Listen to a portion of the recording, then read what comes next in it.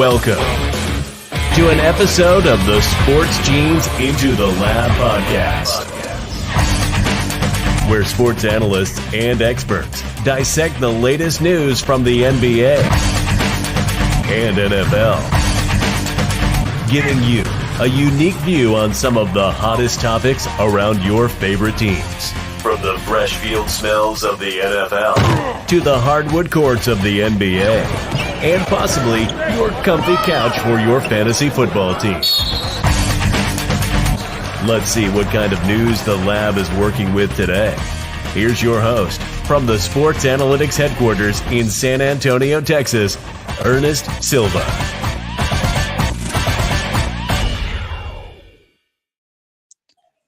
Hey, we're live here in San Antonio, Texas. That's right, the Sports Analytics headquarters. Now the Into the Lab studio. We are nearing the finale of Into the Lab Season 3, but here we are, Season 3, Episode 44, one more episode before the finale. Today's all about Hoopathon. Today's all about Summer League. Today's probably a little bit about fantasy football and the return of an infamous sports scientist. That's right. The man, the myth, the legend, the man in Indonesia, one day ahead of us on July 14th. Already knows what happened to the new Kung Fu Panda series. Dre Rogers, what's up, Dre? What's up? It's an honor to be here, as it usually is. Some people in our internal chat room requested that I had not been on this for quite some time, that I did not take things seriously, and I mean, I don't see him on today. Where's Kenny? Where's Steve? What's happening? I'm here. Where's the commitment? Yeah, that's what I'm talking about. There is a call out to start off the show. Kenneth Cotterill, where are you, bud? Dre Rogers officially sends out the challenge. Where are you at, Kenny? And the co-host of Season 3, Steve the General Reisner. You voted in the General. Where are you at? Both of them were definite maybes for tonight's show. Then Kenny bowed out. Steve, I haven't heard from in about 30 minutes. He may be asleep for all I know. But I'm excited to talk on the subway. Dre, I'm excited to talk with you, man. It's been a minute. We're definitely going to talk our favorite sports teams tonight because now it's unleashed at this point. Nobody will hold us back. But tonight's episode, we're going to start off with some fun.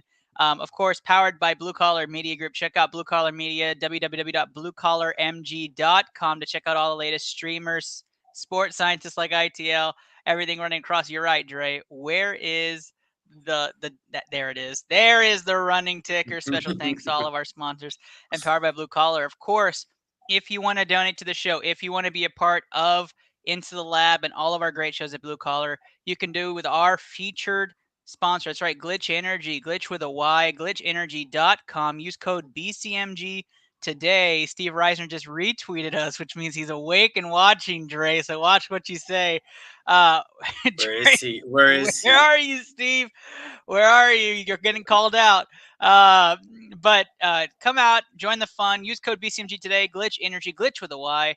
And let's start off with our first topic, which is around the Hoopathon, the ITL Hoopathon, one of our favorite events of the year. It's one of my favorites, the season finale. It's every year's season's finale for Into the Lab.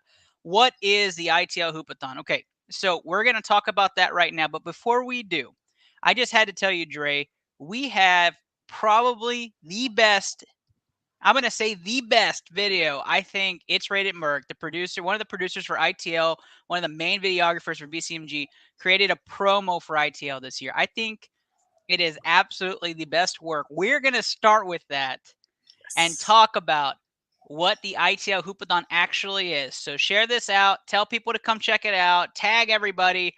Come check it out. Let's do the debut preview of the ITL Hoopathon right now. And a special shout out to Mark Guajardo, or It's Rated Merc. If you don't follow him, go to all social platforms. It's Rated Merc.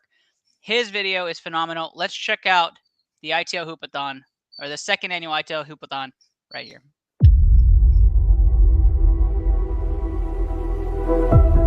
Here we stand.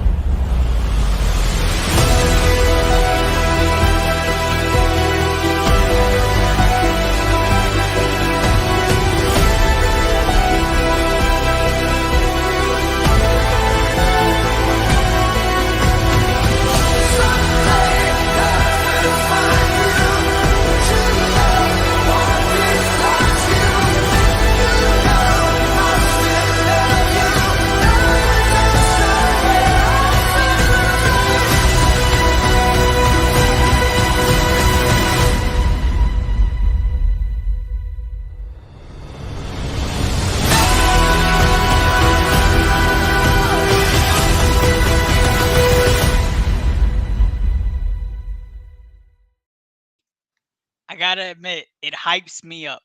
Wow, hypes that me was up. It's probably one of the- fantastic. Right? Right, Dre? Isn't that like one of the best videos Mark has ever made? Like it's absolutely phenomenal. And Steph, the other doing the other producing work, working on some of the promos. I'm absolutely ecstatic. So let's talk about the Hoopathon a bit, Dre. Let's talk about what it actually is, right? So those who didn't watch the Hoopathon last year, we did it with Triple Double Basketball Academy, one of the main sponsors of ITL, down in Harlingen, Texas, and we had this event last August, the third week of August, and it was phenomenal. We did a Marvel versus DC debate, the BCMG weekend. Then we went right into the Hoopathon. The Hoopathon is basically around the world, and you can donate money to the program that's competing in the Hoopathon. And the girls are just shooting at different spots in a 3-minute timer, trying to raise funds for just a massive scholarship fund. And so there's 10 different female athletes that'll be competing in this for the Sims Academy. So Sims Academy will be the program this year in Cape Cod, Massachusetts. So BCMG and ITO going on the road to Mass as we're in San Antonio, and they'll be shooting around the world. 10 of those young athletes will be shooting, and everybody will be in the stands cheering for them, and everybody watching online will be able to donate and do that. And so, who it benefits? Well, it's going to benefit the young athletes that are graduating. So the whole point of the ITL Hoopathon is to help those going to college to play for their dreams, get a scholarship and continue those dreams, and not have to worry about the financial crunch it takes to go and pursue those. And for the program, they'll be able to chop it up and give it to different seniors, or have their own competition and then give that to a senior in full, or just wait for any girls that are going to go in and play college basketball, and we give those funds immediately after the Hoopathon to the program. So, like the promo said, right, the ITL Hoopathon is going to be August 6th at 11 a.m. Eastern Standard Time, August 6th. And so I will be there. Steph will be there. Steve obviously is going to be there, and a bunch of people you see on ITL. The sweetest voice of ITL, Ashley Garcia, will be there. You saw Sheila last year, who was monitoring the funds. I'm trying to think who else is going to be there. A lot of streamers. Mama Bear 1920, yeah, Mama Bear 1920. Tuconi Noani will be there. Misled Misfit Gaming. It's Rated Merc is going to be there. Can't believe I forgot that. And of course, the invaluable Steph Cosenza will be there, who does all the photography work for these events and our ads as well. Just so hyped. So many people going, so much family when it comes to BCMG, and we live up to the hype of better together. So come check it out. August 6th, we'll run that promo. We'll be sending out a bunch of different publications on that promo. Of course, the Call of Duty tournament's end of the month as well. Come out, be a part of BCMG, be a part of the madness. And oh yeah, let's not forget where you can donate. That's right. You can go to PayPal and donate virtually if you're not able to attend in person, right? You can find it at Blue Collar MG is where you can donate for this event, or you can donate in person and be there cheering, as well as write out checks or cash there at the scene, or donate PayPal there at Sims Academy. So we love it. I know one question we had coming to this is what else is planned for BCMG weekend. Part of it's a secret, but I'm going to tell you right now, BCMG game day is a hint. We're going to have a whole thing on Friday where it comes to the BCMG quote unquote game day and Olympics, and we're excited for that. It's going to include some stuff like around pool and poker and Call of Duty, and it's going to be all sorts of fun between the streamers and the shows. So come check it out. Let's not forget our very own Chris Remick will also be in attendance. He'll be one of the commentators this year, as well as Job Goddard from the Source Podcast. He'll be another commentator. So lots of fun, lots of action. Come check it out, guys, and especially if you're in Massachusetts, come make the drive over to the Cape. Beautiful this time of year, and do it for a good cause. Yeah. Question: are you able to place bets on your favorite ITL gamer for game night? That money goes directly into the Hoopathon donation. I kind of like that. That's a really good idea, Dre. Matter of fact, if you end up watching and you're gonna take that up, you got to give Dre some props for that. And who knows, maybe Dre Rogers makes that flight over to Cape Cod for this event. You never know. You never know. You never know. All right, let's go right into round 2 action. But before we get into who the fuck is that guy? There is Kenny Cotterell making an appearance. Who's Kenny? Is there anybody on this program called Kenny? Do you see him? I don't see him. I don't see a guy named Kenny. But also where we're missing Kenny is our hashtag Better Together movement here in 2022. Let's roll that tape and talk about why BCMG says Better Together, and we'll get right into the action in all the sports around the leagues.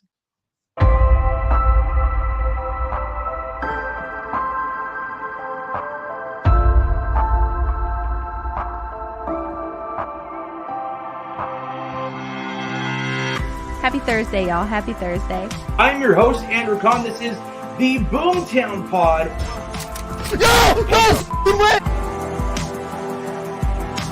Add into the Lab Pod is where you're watching today's stream. It is Blue Collar Game Day. I am your host.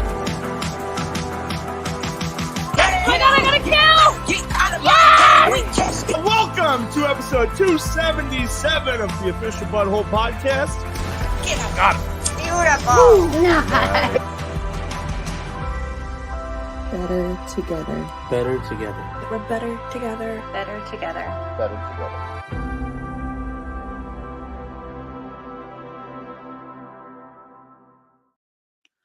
That's right. Better Together. Be a part of the initiative. Come bring your show. Come bring your stream. Come bring your family and community over to BCMG. We're expanding. We're going to be growing. Part of BCMG Weekend is our annual retreat where we meet up as a family. We kind of go over all the futures of what BCMG entails. And so come check it out, guys. But you know what? Enough of all the sappy BCMG stuff. Let's go right into the action, all right? Dre and I have some fun stuff to talk about. Round 2 is literally called Let's Get into the Action. So let's jump right into it. Dre, you told me let me spew on a little bit about some stuff. That's right. NBA Summer League is happening. Let's talk about the headlines of Summer League. Some of y'all have your very unpopular and popular opinions on the top picks and how they've been performing. Paolo Banchero is the first one. He's 2 and done, right? The Magic shut down the number 1 overall pick after 2 games of action. He's looked every bit of what he was supposed to look. He is the engine of that Summer League team. He was fantastic. If you didn't watch the Magic when he left, they were terrible. That's because Paolo Banchero is a real deal. I wanted him for the Rockets. I thought for the longest time he was going to be a Rocket. But he's doing everything on the court. He looks natural out there. He looks like he was already NBA ready. And the Magic made the right choice right now as they needed somebody to make an immediate impact. Dre, I asked you this before, but I'm going to get you on the record. Have you watched any NBA Summer League action? To be honest, I don't even know why we are starting off talking about the Summer League. I mean, what is this? I thought we talked about real sports. Don't we have the first place Houston Astros playing versus the Angels tonight? 20 wins, 5 losses in their past 25 games. Why is this not the main topic of the night? Dre, are you telling me I should have had a queued up banner for the Astros winning 20 of the last 25 games? Is that what you're telling me right now? Dre, we have a banner queued up for the Astros winning 20 of the last 25 games. Of course they're the favorites. Are the Astros the favorites to win the World Series? We might as well start talking about it now. We might as well start. Dre, tell me why the Astros are the favorites to win the World Series. Dude, come on. Have you seen that team? I mean, we've got a potential MVP, Jordan Alvarez. You know, he's second in the league in home runs. Amazing pitching staff. Just look at Mr. Justin. You know, he's got 11 wins, 3 losses, 2.0 ERA. He's pitching fantastically. And, I mean, what else? We've got a super team. Valdez is also pitching well. We've got it all. So the Rockets have, I think, a 7-deep rotation. You only can go 6, right? So we don't have enough spots to fill the rotation. They're playing so well. I was about to talk about Framber Valdez because 14 consecutive clean games. Like that ties Verlander's record from 2018. And a really, really cool fact, it's only been done about 14 times since the new era of pitching, which is crazy, right? They pitched the no-no to the Yankees at Yankee Stadium, right?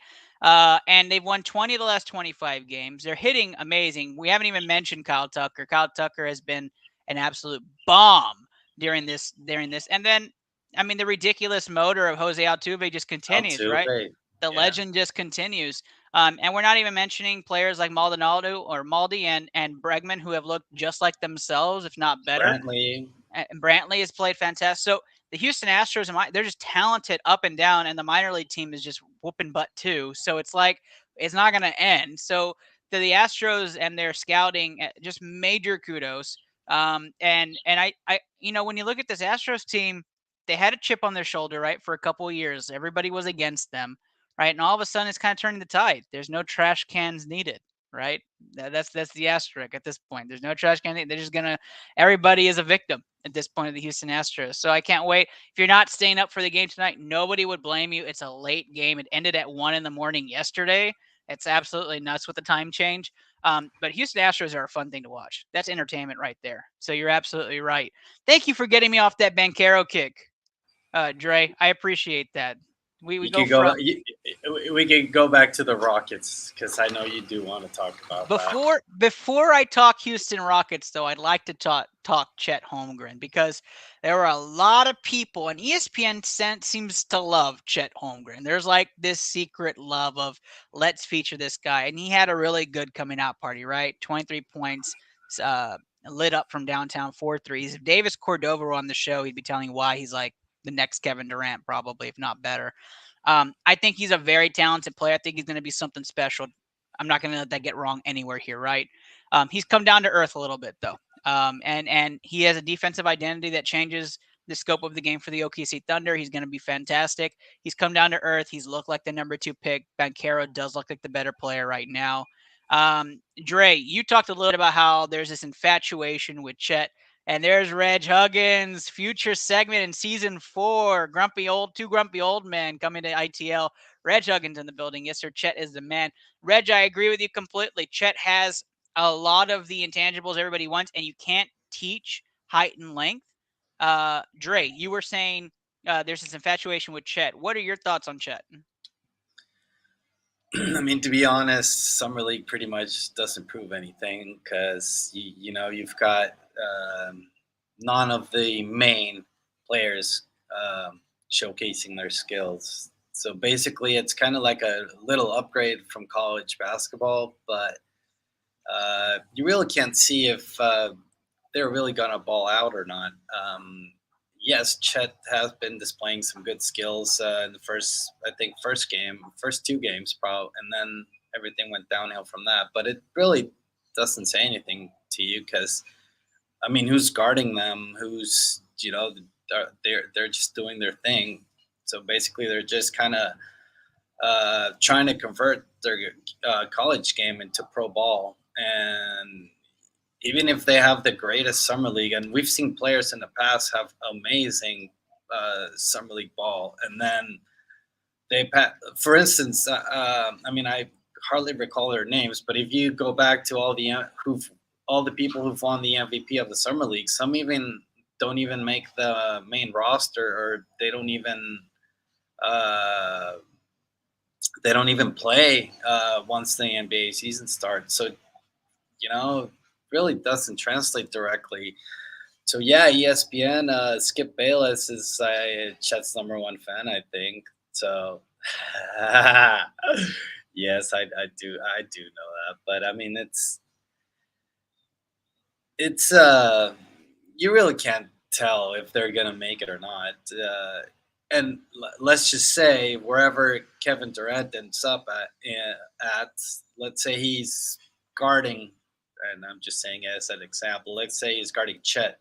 Is Chet really going to ball out against, Kevin Durant, even though not first year, right? Not first year. But I do think that the raw talent is there. He is just extremely talented for his size and length, I saw Reg said Giddey is playing. Giddey is playing. So there is one guard definitely, and Josh Giddey has had a phenomenal distribution type of summer league.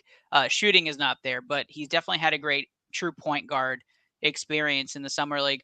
I just wanted to note off your point, right, about the MVPs not really turning into massive stars. Since John Wall and Damian Lillard and Blake Griffin won MVP, you're looking at Jonas Valanciunas, right? So a great player, right? Not a perennial all-star. Glenn Rice, we don't really have to go there. Kyle Anderson, very decent player. Tyus Jones, right? That's when you get the fall off. Lonzo Ball, so yes, good player. Josh Hart, good player. Brandon Clark, good player. And then Davion Mitchell, Cam Thomas last 2 years have been where it's kind of like, okay, that hasn't really translated completely yet, but they're still young. So we'll have to see. We'll have to see. We have 10 teams at 2-1 in the summer league. We'll see if OKC has a chance to play 2 more, maybe for a championship. But what I don't like about Chet is the stamina decline that we've seen. Now, I know all rookies go through it, but you see it steeply in the third and fourth quarter from him. And Reg, give me your thoughts on that, because there's always a health hazard with Chet because he didn't disclose his health documents. I'd like to know what your thoughts are on the Chet situation. Reg says go Celtics. We know that Dre's a huge Celtics fan, but let's move on. Let's talk about the player we want to talk about. That's Jabari Smith, right? Jabari Smith had a really rough first game. Defensively, he looked great. Defensive specialist, yep. Yeah, defensively, he looked great. He's looked great all 3 games defensively. But offensively, the first game, it was rough. The second game, they told him, hey, green light, no worries, just keep shooting. He had like 9 in-and-out shots, but he kept shooting the ball. Low percentage, but very good defensive game, very good intangible game. They beat OKC. And then against the San Antonio Spurs, the Rockets were down by as much as 18. They end up winning by double digits. And Jabari Smith and Tari Eason were probably the main 2 reasons why they have that comeback. And Jabari Smith looked very good. Yeah, there you go, Reg. He played really good last game. He absolutely did. Jabari Smith looked more like himself. 19-9 game. And was the defensive anchor. I mean, if you look at him, Dre, and I wish I had the picture ready. If you look at him and his length as he extends across the court, I mean, he takes up like half the court. I mean, the guy's wingspan is incredible. And he moves. Like, he is leading fast breaks at times. Yes, you can see him tire out. He has that same Chet issue where, that he's getting tired out towards the latter part of the quarters. They're getting used to the stamina of the game. But my goodness. I don't know how much you've seen Jabari Smith. I know you have H-Town somewhere with the Astros inside of you. But have you watched Jabari Smith at all? Not a lot. I mean, I followed him throughout his college career, but I know he's pretty good at defense, and as you already mentioned, big wingspan. But that's pretty much it. I'm guessing. I mean, he did land in a great team just because he's going to have a lot of possible minutes to really get exposure to NBA action. So that's a great landing spot for him, and especially with the Rockets' youth strategy now to looking towards the future. So I think he's in the right team, and he might end up being the best pick in this draft. I think he might be. I think because of the fit, right? They're going to play the pick and roll, which is his specialty, right? And then if the big doesn't follow out with him, that just leaves KPJ or Jalen Green with a big on them, and then that's just papitas right there. So we're going to really see that translate. I wanted to show this clip though, and I don't know if you saw it, Dre, as we transition here on ITL, powered by Blue Collar Media Group, www.bluecollarmg.com. Did you see the real Matt Ryan play? I mean, yeah. You didn't see the real Matt Ryan play? Oh, man, you're in for a doozy. Oh, yeah, we're going to watch it right now. Here we go. So I think Holmgren will be fine health-wise. His defense is going to be the thing that helps him out early. With Gideon Shea and SGA, he'll be fine. I agree with you, Reg. I think he'll be fine there in OKC. I worry about the health thing. If he was on the Rockets, I'd be saying the exact same thing. So I worry about it. All right. There we go. So I worried. I wasn't sure if you had seen it, but this is the Boston Celtics, Dre. This is your team. All right. The Boston Celtics. Matt Ryan hits the game winner as well as gets hurt on the same play. So I wanted to get your reaction to see if you saw it or not. So check this out. Gives Milwaukee the lead. 6.3 to go. Ryan, 5 seconds, 4 seconds, heaves it up. Good. Are you kidding me? He's sprained his ankle too. He's sprained his ankle. He can't. He's hurt. Matt Ryan. He can't get up. He hits the one-handed game winner, and there was a push there, wasn't it? they kind of show a close-up. Let me kind of fast forward here a bit. Never seen anybody injured on a game winner like that before, and he is writhing in pain. And I know you can't hear the commentators, but they're saying we've never seen anybody get hurt on a game winner like that. It's absolutely the truth.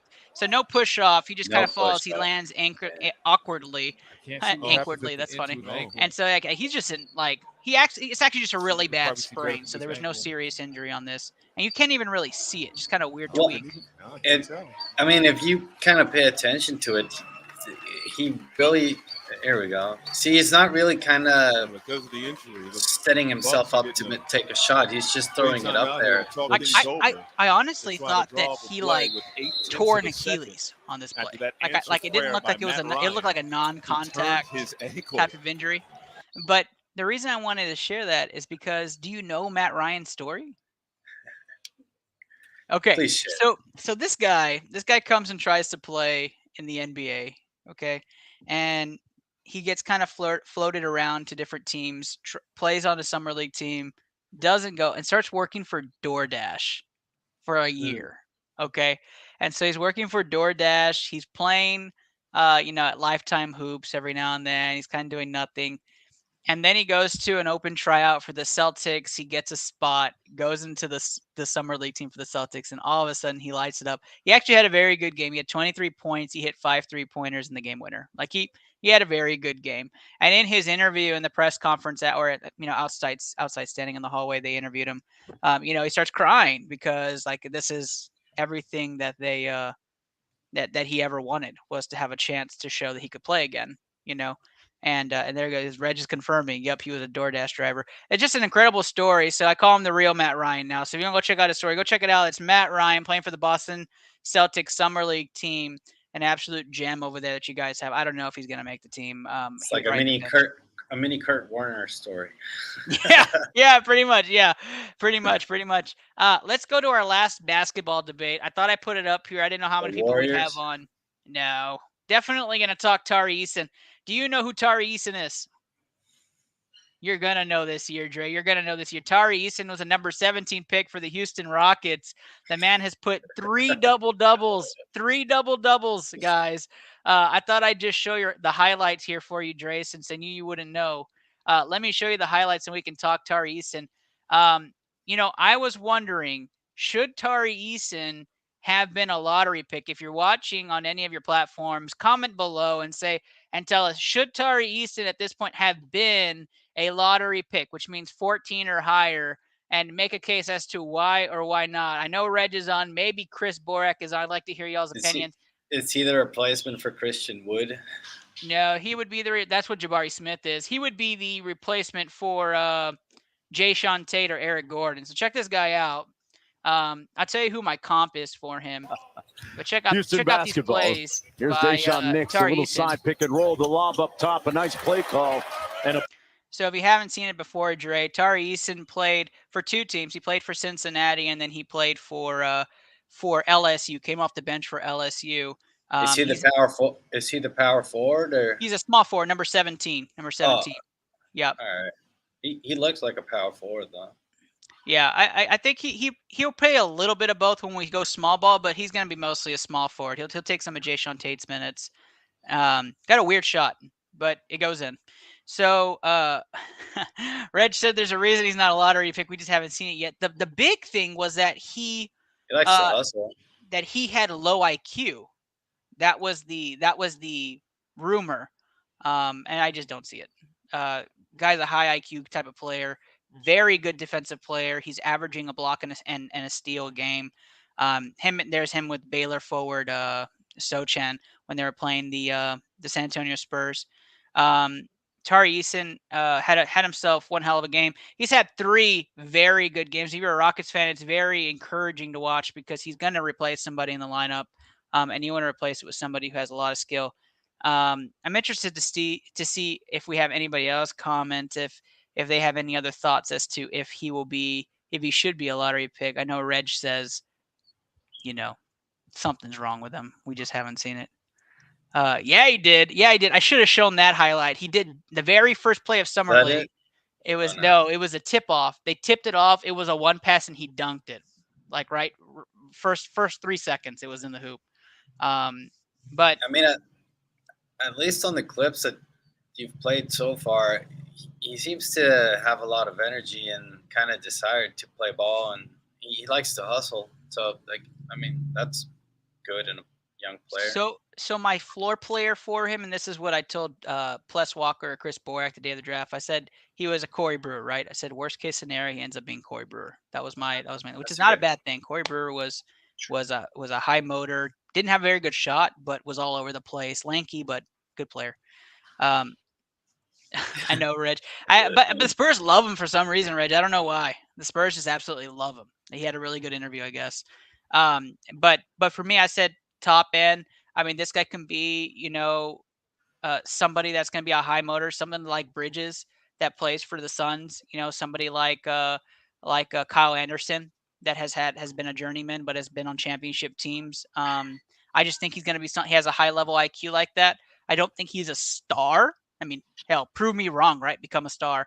But I absolutely think he's a dog. Like, he's that dog, and he's that energy in the room. And he's played phenomenal. So huge kudos to him, and I hope he continues. I hope he finishes off with another double-double when we see him in the championship game. We'd have to have a lot of things happen for that, but big kudos to him. For me, I absolutely think Tari Eason should have been a top lottery pick, or at least a lottery pick. Reg, since I know you're in the comments, right? Anybody else? If your team drafted again, you saw how good Tari Eason has been playing in Summer League. Would you draft him over a Sochan? Right? So, Reg, you say Sochan's terrible. Would you draft him at 9 over your guy? Tell me right now. I'd like to hear the comments on that and anybody else who's listening. Let's move on. We're going to move on from Summer League basketball and talk about something that's on everybody's mind. That's right. You've planned where your draft is at. You've planned what's going to happen with your teams. You already know who your keepers are at this point. Let's be honest. You've been thinking fantasy football since the season ended. And before we go to fantasy football, we're going to go and do a different fantasy. That's right. Some of our streamers are continuing to do the magic. That's right. Steph, my producer, goes by Manin1026. You can catch her channel on Twitch, Manin1026. Catch it on Tuesday nights, Thursday nights, Sunday nights, and all at 7 p.m. Central Time. That's right, 7 p.m. So I'm getting the nod. So check that out. But check out all of our wonderful streamers. Let's roll the video, and then we'll go right into our fantasy football segment.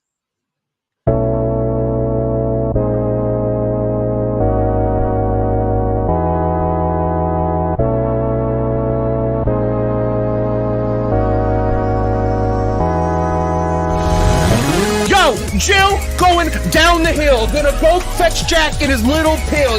Jack feeling down and that's pretty bad. Let's go. Oh, yo, clip that headshot. No. A pistol. What? Okay, that didn't count. Woo, let's go, baby, clutch it up. Yeah, I like it. What? No way. Did that precision just kill me? Let's go! Nice, Papa. Papa with the clutch kill at the end. Let's go. Oh, I missed. That was fast. Got him. Nice. Man, I'm going to go steal their shit. That is definitely green. You're dumb and it's orange. We're both wrong, red.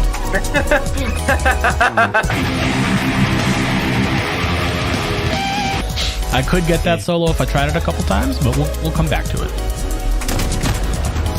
I'm fucking dick right now. Holy shit. Like, I fucking suck right now. Yeah, I can tell.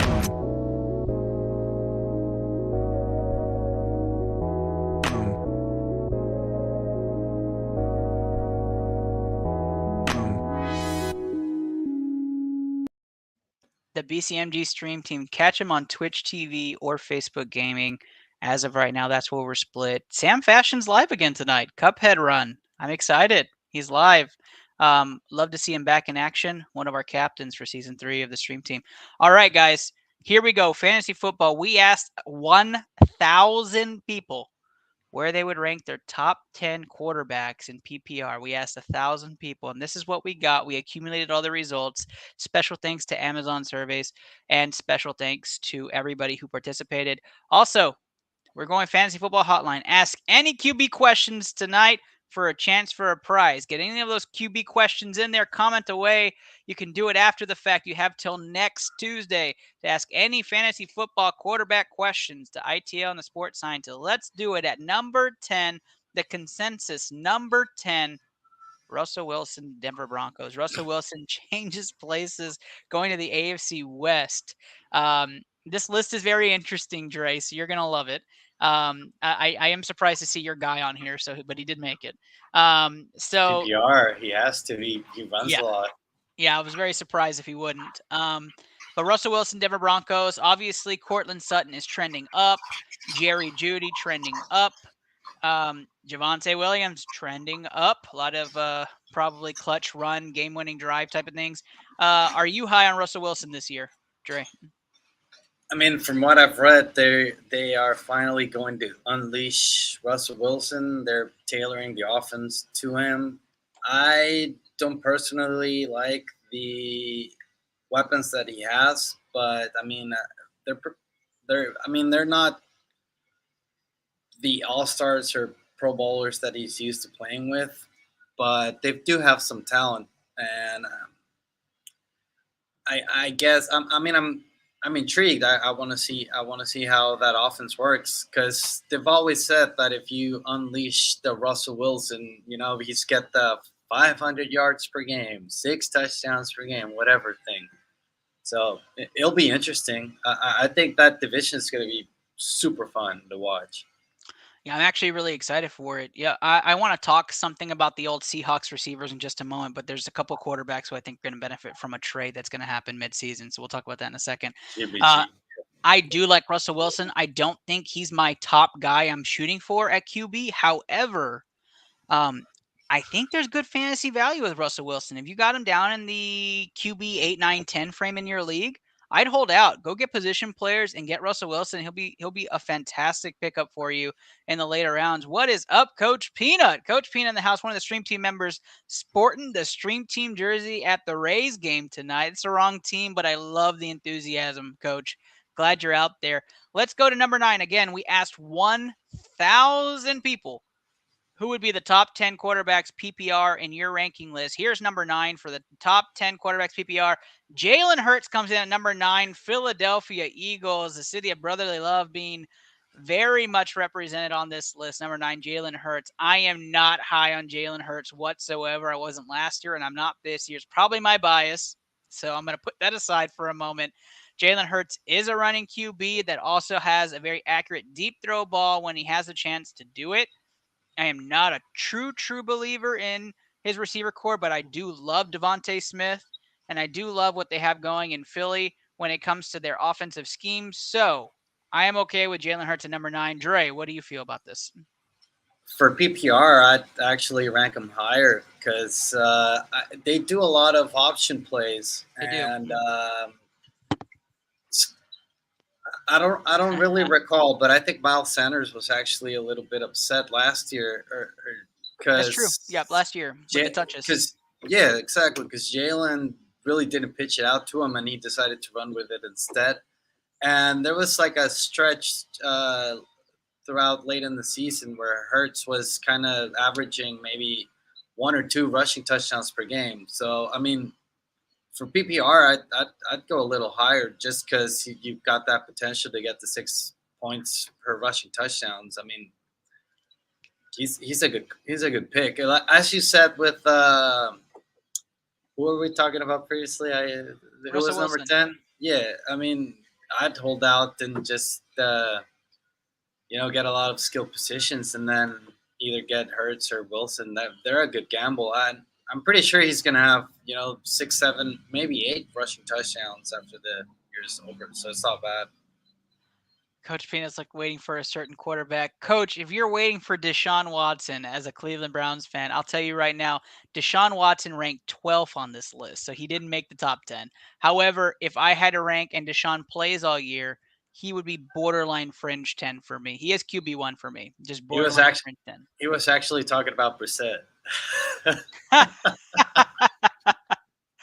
Oh, Coach, tell me if I'm right, though, if you're talking about Deshaun. Let's move on to number 8. Number 8 is, drum roll, please, Dak Prescott, Dallas Cowboys. Of course it is. America's team represented in the top 10.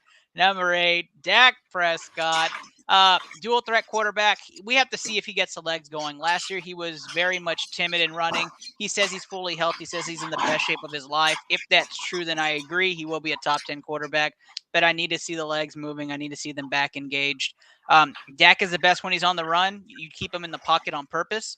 So I would, if the Cowboys can really encourage that and do that, then you might just save McCarthy's job. But if they can't, then we'll see Snyder at the helm next season. Dre, Dak Prescott, number 8. You don't agree? No comment. You can keep. Ouch. No comment. I'll spin the light for that one. No comment. Dak Prescott, number 8. Spin it. That's right. Spin it. But yes, Coach Pina says, yep, Deshaun Watson is supposed to be on here in the top 10. Sorry, he didn't make this one. But let's talk about the man, the myth, the legend, the second one. That's right. Aaron Rodgers comes in at number 7 PPR in this list. We asked 1,000 people. Number 7, Aaron Rodgers was the top 10 fantasy quarterback list for 1,000 people, and Aaron Rodgers came at number 7. Dre, I'll let you start this one. This is your boy. I mean, it's PPR. He usually has about 5 or 6 rushing touchdowns per season. So, I mean, that's already, 30 points, 36 points, whatever. So that's not bad. I don't know. I don't know how that offense is going to work. I still think we're kind of trying to copycat the 49ers of about 3 years ago, just rushing, running. So I don't know. Maybe 7 does make sense, because if we keep running the ball, maybe he'll, take it in throughout the goal line with a couple fakes, maybe first, second and goal are to, Jones, and then he'll fake it and go in himself. So it's got potential. I don't know about passing touchdowns, because I don't know how that offense is going to work, really. But, yeah, I mean, for potential, I guess, I don't know if I think I'd drop him back maybe to 9 or 10. I didn't have him in the top 10 personally. I didn't have him there. Yeah, I think I see more potential for Wilson or Hurts, at least in a PPR league. If you're drafting standard, then yeah, Aaron Rodgers goes a little bit higher, just because he's going to throw at least 20 touchdown passes. So, but yeah, I think it's just going to be a running team per se. It's just constantly running the ball, time management, offense, and yeah, I don't. Yep. I tend to agree with you. I think Aaron Rodgers is going to have a drop off a bit this year. I don't think the talent is around him. I mean, obviously, stock's going up for Allen Lazard. Possibly, do you guys have Sammy Watkins? Right? I think it's possible. But he's now a potential to get cut. So I don't. Oh, geez. And a few rookies. But I think the big trade that you guys can do, and this is my big trade. The trade that happens this season will be Lockett to one of 2 teams. And Lockett could be a Packer. And I do think that makes sense. Lockett is a playmaker down the field. Rodgers loves a playmaker down the field. It fits. It's not Devontae Adams, but it is a player that is fantastic. Ask Russell Wilson, right? I don't think we're going to make that trade just because we never make those kind of trades. But I'd love it. I'd love it if it happens. You never know. Let's move on. Number 6, going to the top 5. We asked 1,000 individuals, give us your top 10 PPR. This is the consensus. Number 6, Kyler Murray, Arizona Cardinals. Oh, so low. I was surprised. I thought I'd see him in top 5. So the top 5 was definitely weird for me. Number 5 especially. Kyler Murray drops. So Murray last year was a consensus 3, dropped to 6 this year.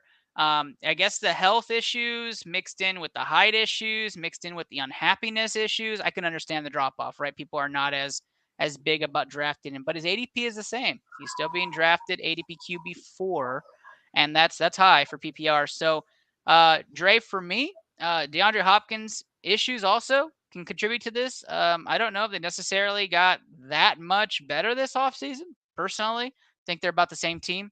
What do you feel about Kyler Murray? I mean, he's got his boy now, doesn't he? Didn't they trade for Marquise Brown? So They do have Marquise Brown now. Yep. I don't know. I'd take him a little bit higher. Just I mean, if we pay attention to what quarterbacks are left, I mean, I'm guessing, of course, because I don't even know what they ranked, but I'd take him as probably maybe number 4. Just yeah, you do have to worry about the health concerns, but I mean, that offense is kind of explosive, and they give him the freedom to do whatever he wants, and he runs a lot. I think he gets about 7 or 8 attempts per game, and that's pretty much a lot for a quarterback, sometimes even more. So just based on that, and then obviously, I don't know, passing yards are probably going to be there too. So yeah, they do throw a lot. So he's a good option. I'd take him maybe number 4. Yeah, I'm surprised he dropped. For me, he's a PPR fiend, right? I got to see this man in person last year, and he absolutely decimated the Dallas Cowboy defense, a very good defense. And I think when it comes to Kyler Murray, it's going to be about consistency, and he's going to have those 12-point weeks, right? The weeks that you really hate, but then he's going to have those 40-point weeks that you're just like, I'm winning this league, So you live and die by it. But you're absolutely right. He's a stat magnet, and I think aside from some of the off-field stuff, it's worth it. So take that risk. Number 5 coming in, top 5, 1,000 individuals took this poll. Here we go. Joe Burrow, number 5. Obviously some Super Bowl taste for some of these pollers. Joe Burrow comes in at number 5. A lot of people are down on Cincinnati this year, so I'm surprised he made it this far up. Did that to the Cowboys. Everyone, stop it now. So Joe Burrow comes in at number 5. Some people have him repeaters going to the Super Bowl. Others have them as not even making the playoffs. Our very own Kenny Cotterill called that just a couple months back. All right, so as Contavious Caldwell-Pope has agreed to a 2-year, $30 million extension with the Denver Nuggets, breaking news. But Joe Burrow is coming at number 5. Basketball players are getting paid. They are getting paid. That's some money for somebody who is anyways. Joe Burrow gonna be number 5 on the consensus pick. We won't talk too much about this. It's pretty standard, right? Joe Burrow does have some running capabilities. It's about his big arm, about the big play abilities of the people around him. Absolutely love his receiver core. Obviously, I'm a huge Joe Mixon guy, and Joe Mixon flexed those hands last season, so I absolutely think Joe Burrow has weapons around him. Dre, give me a 30-second take. What are your thoughts on Burrow? I like him a lot. I think he's has all the skills, and if that offensive line holds, he'll have a great season. For PPR purposes, I wouldn't draft him at 5. I'd take him way lower than that. But just sticking it to Kenny since he's not here. Bengals are making the playoffs. I mean, Steelers are going downhill, and then Browns. We know what's happening with the Browns, so that just leaves the Ravens. And I mean, I think they could sneak in there. They could probably maybe even win the division. So, but anyway, that's. Yeah, very intriguing to see what happens with the Deshaun situation. But you'd be very surprised to note that the other AFC North team is not going to be talked about next. That's right. It's Patrick Mahomes at 4. Patrick Mahomes comes in at number 4, Kansas City Chiefs. And it's no surprise, right? Not the huge dual threat quarterback, but big playmaker. No more Tyreek Hill. So where does the big plays come from? I think maybe is some of the concern. So does Patrick Mahomes take a bit of a step back this season? Possible. And so your consensus number 4 pick from 1,000 individuals getting pulled is number 4, Patrick Mahomes. I'm not shocked with this at all. Are you, Dre? No, that's the right decision for him. Number 4 makes sense. And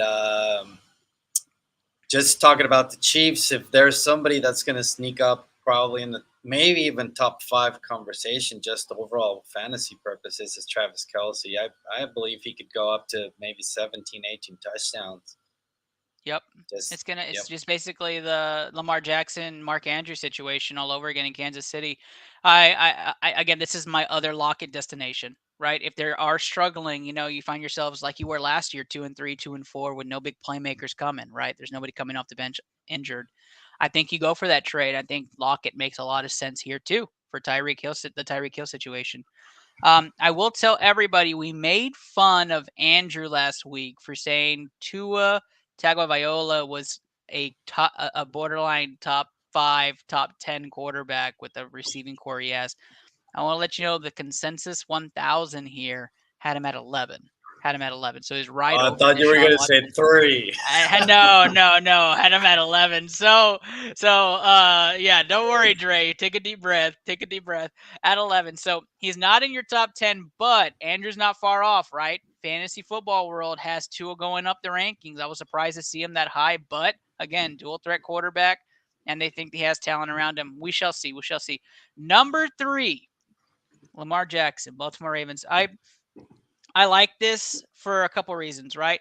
There could be a huge ceiling with Lamar Jackson, right? He's the best dual threat quarterback of all of them, okay?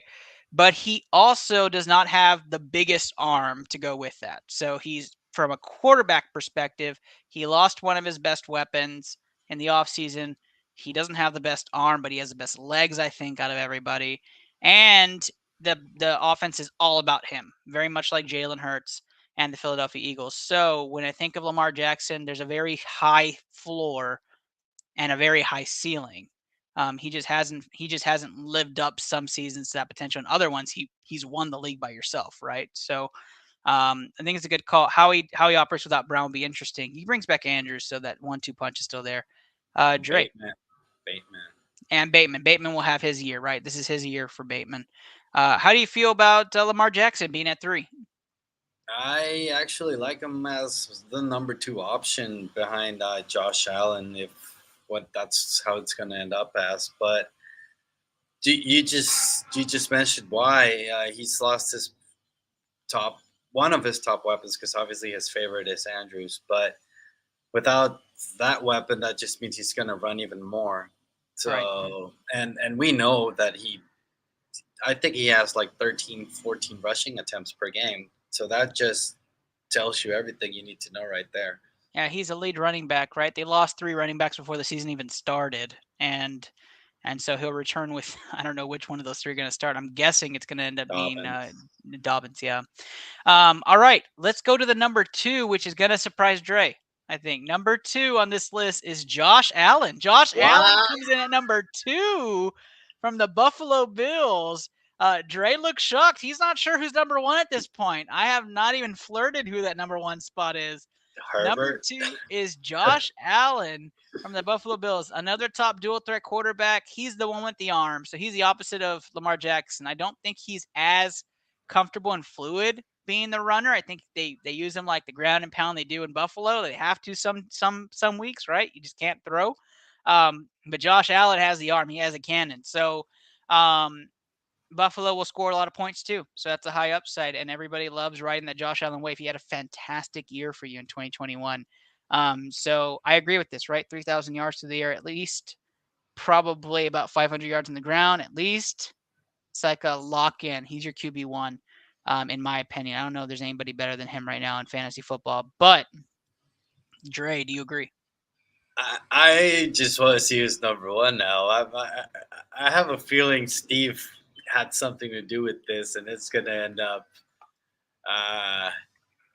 being Mac Jones.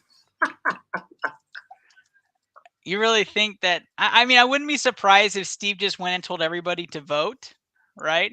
And that ends up being our consensus number 1 here. I'll be honest, I was a little shocked at the order. They were like, I didn't think Aaron Rodgers belonged in there, but that's my own, I guess, bias because I'm not as high on Aaron Rodgers this year. But I was surprised by this number 1 pick. So let's talk it out, right? We've talked about some of the big heavy hitters of fantasy football. This is our last part of the show. So we're gonna call it a show after this pick. Number 1 overall, is Justin Herbert, Los Angeles. I don't know why it says Chiefs Chargers. So that's a typo there. Los But Angeles Chiefs. we're gonna go Los Angeles Chargers. Justin Herbert, Los Angeles Chargers. Is the #1 overall. I threw in a little kicker there just to mess with you because I thought if it hit in there, Mac Jones would be funny. But now #1, Justin Herbert. So I'm a big Herbert guy. All right, I have Justin Herbert in probably, I don't know, 4 or 5 leagues that I ran last year. Like I was just all about the Chargers. But I also picked up Keenan Allen and Austin Eckler, and I ran just the triple stack for a lot of my, which was make or break for most of my weeks. Mike W. Yeah, I absolutely love what they're doing in Los Angeles. I'm hoping this is the year. It's 2 years in a row where they come up short for the playoffs. I think this is the year. I think this is the one they break through. I also am a big believer in Mike Williams. I think this is the big year for him. I think this is the breakout. I think this is the one he goes full 17 games and shows off wide receiver 1. I think this is it. And he's from Texas A&M, so it makes sense. So okay. I don't get it though. I don't know if we had a bunch of West Coast people fill out this survey. I don't see Herbert over Josh Allen, Lamar Jackson. I don't see him over Patrick Mahomes yet. So he's number 4 or lower on my list. I'm not even going past that. So, Dre, is there a world where you see Herbert finish #1? Not really.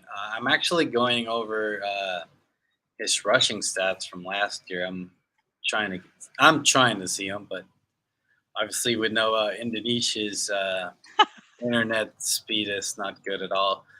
All right, he had 63 rushing attempts, so that's nothing to talk about. 3 rushing touchdowns, and then in 2020 he had 5 rushing touchdowns, 4 fumbles. So, I mean, I don't know. I guess they're talking about maybe 30 passing yards equals to 1 point, because that's the only way he gets to be #1. I mean, if he throws over 300 yards every game and a couple of touchdowns here, a rushing touchdown or 2 there, he's basically top 5. But I think you have to do a lot more to be #1, in my opinion. He gets the nod for the consensus 1,000 poll for the quarterbacks. I'm intrigued by what the running backs and wide receivers are going to look like. I'm not going to hold my breath, though, because we all know Zeke's probably not going to make the top 10, and I'm not going to enjoy not talking about that. So, it's gonna be Cody P. I don't even know what's going to happen. If Austin Eckler ends up #1, we obviously know what's happening. But Justin Herbert, #1 there. No huge shockers. Tua 11, Deshaun 12. Crazy list, but of course, we owe it all to y'all for whoever watches the show and for all of y'all who are listeners. Thank you so much. Again, the Hoopathon is the focus, right? We got 3 weeks of Hoopathon. That's our big season-ending event. We have 1 more episode before we take a break and then go to the season finale. So season 3, episode 46 will be the season finale this year. 46 out of 52 weeks in the year. I'll take that all day, guys. That means we had a really good season. So thank you guys so much for watching, being a part of the show. Thank you for everybody on Patreon who donates to the show. Thank you to all of you who donate to ITL Hoopathon. If it means my show doesn't get your Patreon donation, go donate to Hoopathon. I'd rather see those girls get scholarships than this show get that money. We can figure it out. Go donate to the show. Go donate to those girls. Go send that PayPal in. Go send those checks in. We appreciate everything. Those girls deserve it. The Sims Basketball Academy, we're very excited to partner with them this year and end the season like that. Dre Rogers, welcome back, man. Welcome back. I'm so glad to have you back on. Tell everybody where they can find you. You know what? Just before we do that, you should play that Hoopathon video again, just to get them hyped up before we leave. Go with the Hoopathon video. Why don't we end with the Hoopathon video? That's right. Dre Rogers, fantastic idea. I'm your host, Ernest Silva, powered by Blue Collar Media Group, obviously in the Intolab movie studio here in San Antonio, Texas. Thank you all for being a part of the magic tonight. Thank you guys for your participation. We're going to roll it, right? Let's end with that Hoopathon video. Thank you guys so much for being a part of the magic.